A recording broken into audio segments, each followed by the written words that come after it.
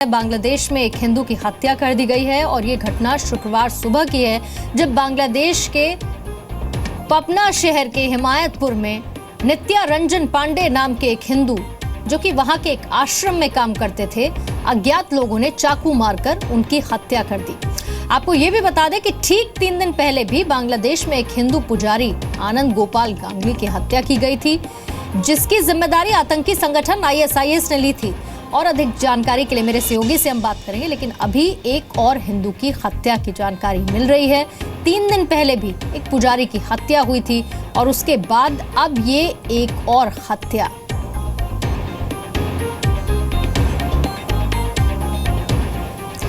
बांग्लादेश में 3 दिन के भीतर 2 हिंदुओं की हत्या हुई और इसीलिए हम ये सवाल भी खड़ा कर रहे हैं कि बांग्लादेश में हिंदुओं की हत्या कब तक। ये सवाल इसीलिए क्योंकि बांग्लादेश में हिंदुओं की आबादी लगातार घटती जा रही है और अगर आप आंकड़ों पर नजर डालेंगे तो आपको बांग्लादेश में हिंदुओं की हालत साफ दिखेगी। साल 1947 में बांग्लादेश में 28% हिंदू आबादी थी, जो कि साल 2011 में घटकर महज 8.5% रह गई। बांग्लादेश में करीब 1,35,00,000 हिंदू आबादी, जो कुल आबादी का 8.5% है। 1947 में बांग्लादेश में हिंदू आबादी 28% थी, जो कि घटकर हमने आपको बताया 8.5% हो गई। साल 2013-14 में बांग्लादेश में बड़े पैमाने पर हिंदू विरोधी हिंसाएं हुई। 2013-14 में बांग्लादेश के 20 जिलों में 50 हिंदू मंदिर, 1500 हिंदू घर तबाह कर दिए गए और पिछले 10 सालों में बांग्लादेश से 10 लाख से ज्यादा हिंदू आबादी पलायन कर चुकी है। बांग्लादेश के संपत्ति कानून में 12 लाख हिंदू हैं। परिवार के 20 लाख एकड़ जमीन हड़पी गई। साल 2014 में हिंदू अल्पसंख्यकों के 761 घरों में आग लगा दी गई। 193 दुकानों को तोड़ दिया गया। अक्टूबर 2014 में दुर्गा पूजा के दौरान 23 दुर्गा पंडालों को भी तोड़ दिया गया। जी मीडिया संवाददाता मनीष शुक्ला इस पर और ज्यादा डिटेल्स दे रहे हैं। मनीष, जिस समस्या को हमने विस्तार से दिखाया, ये समस्या कोई नई नहीं है। 1947 से इसकी शुरुआत, 3 दिन में 2 हत्याएं, एक्शन क्या अभी तक?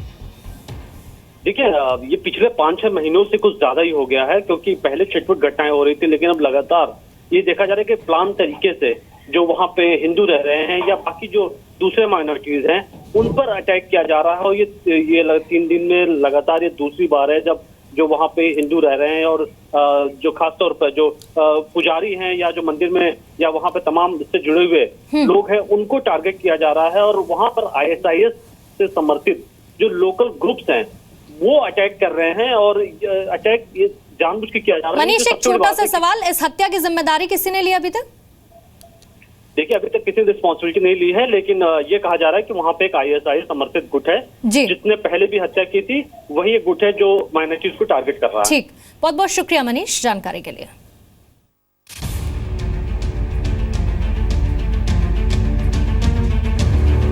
हिंदू के लिए कोई कानून नहीं है, कोई सुरक्षित कोई व्यवस्था नहीं है। तो बांग्लादेश जाने का नाम सुनने से डर लगते।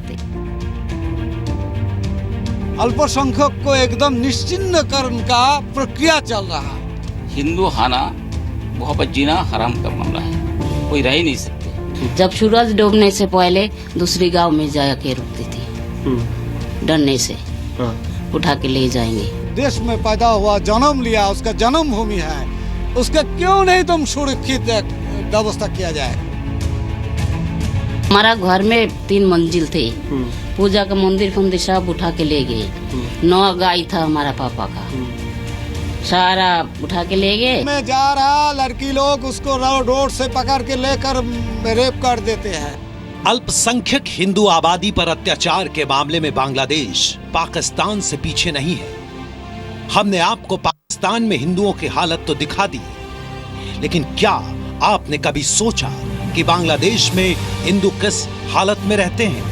पाकिस्तान में अत्याचारों की वजह से हिंदू आबादी एक तरह से गायब ही हो रही है, पर बांग्लादेश भी पाकिस्तान के रास्ते पर ही है। बहुत अत्याचार हो रहा हिंदू का ऊपर में, मंदिर तोड़ रहा, जो देव देवी का मूर्तियां तोड़ रहा, जो जनाना है, लड़कियां है, उसको रेप चल रहा। एक बात यही है, हिंदू उधर कोई सुरक्षित नहीं है बांग्लादेश में।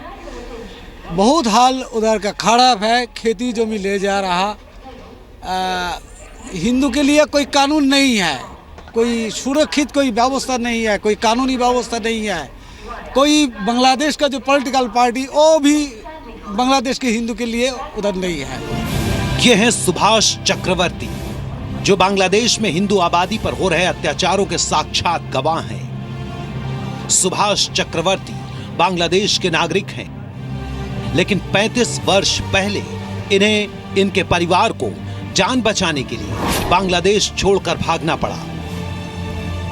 सुभाष अब बांग्लादेश के हिंदुओं की आवाज अंतर्राष्ट्रीय स्तर पर उठाते हैं। स्थिति बहुत खराबी है, अत्याचार हो रहा, पीड़न हो रहा, रेप भी हो रहा, मूर्ति तोड़ रहा, स्थिति बहुत खराबी है। वो लोग को वहीं पर रहने नहीं देगा। ये बेकानूनी है। तमाम दुनिया में ऐसा कोई कानून नहीं है जो हमारा जमीन से हमको हटा दिया जाएगा, गवर्नमेंट इसका ऊपर लागू कर दिया जाएगा, वो एनिमी प्रॉपर्टी है।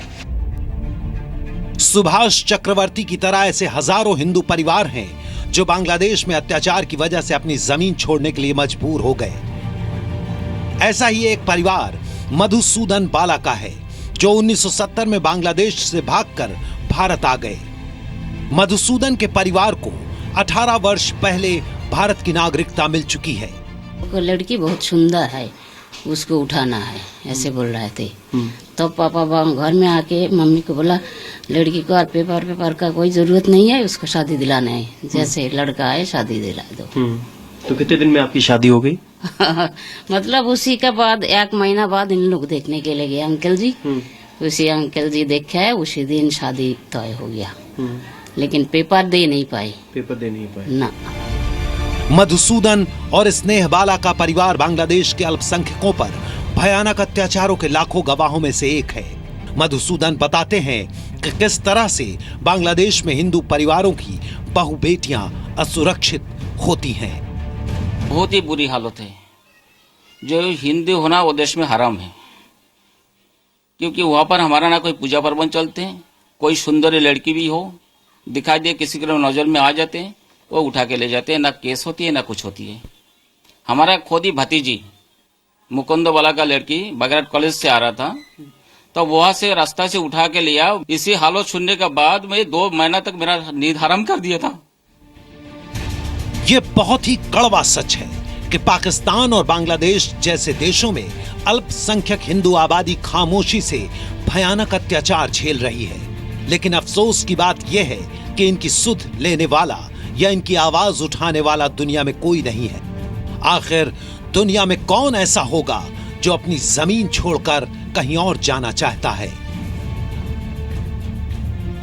हम इधर आया शरण लेने के लिए, हम यहाँ सिटीजनशिप बनने के लिए नहीं आया। और सिटीजनशिप हम नहीं चाहिए। कोई आदमी सिटीजनशिप मांगेगा उसको भी देना नहीं चाहिए।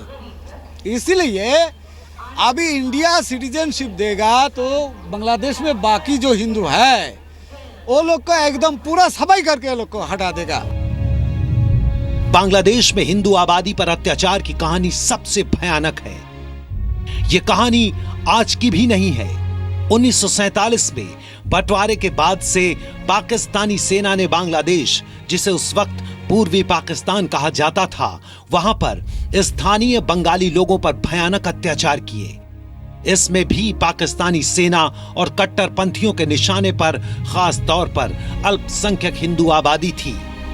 हालत यह हो गई कि 1947 में बांग्लादेश के इलाके में जो हिंदू आबादी 28% थी, वो बांग्लादेश बनने के बाद 1981 में हुई पहली जनगणना में सिर्फ 12.13% ही रह गई।